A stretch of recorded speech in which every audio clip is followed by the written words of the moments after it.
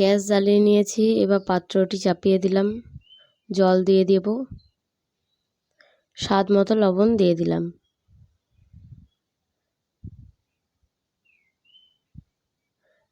এলাচ, লবঙ্গ, দারচিনি দিয়ে দিলাম। দুটো তেজপাতা দিয়ে দেব।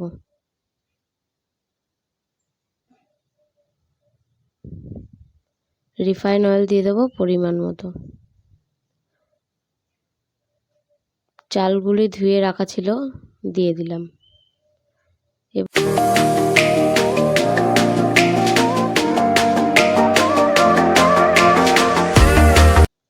এবার ক্যাপসিকাম, মটরশুঁটি, বিনস, গাজর, ফুলকপি এগুলোকে ভেজে নেব।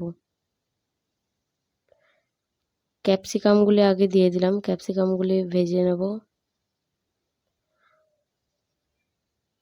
মটরশুঁটিও দিয়ে দিয়েছি, সুন্দরভাবে হালকা করে ভেজে নেব, খুব বেশি ফ্রাই করব না।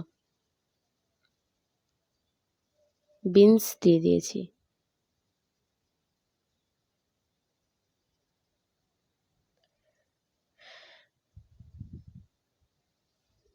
এবার এগুলো হালকা হাতে নেড়ে চেড়ে নামিয়ে নেব।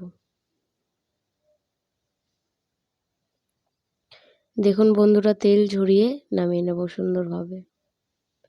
এবার গাজরগুলিকে ফ্রাই করে নেব।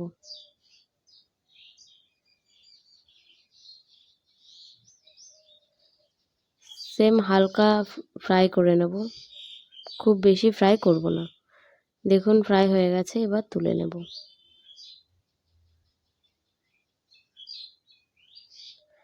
ফুলকপিগুলোকে এবার ছোট ছোট টুকরো করে কেটে রেখেছিলাম, ওগুলোকে ফ্রাই করে নিচ্ছি।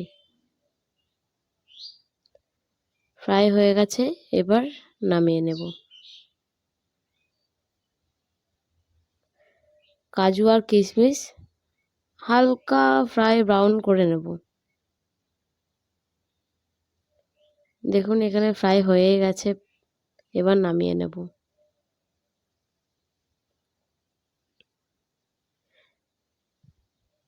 দেখুন আমি সব কিছু ফ্রাই করে নিয়েছি, ফ্রাইড রাইসের মধ্যে দিয়ে দিয়েছি। এবার সুন্দরভাবে এগুলোকে মিশিয়ে নেব। বন্ধুরা, তোমাদেরকে দেখাতে পারিনি, চিনি এর মধ্যেই দিয়ে দিয়েছি।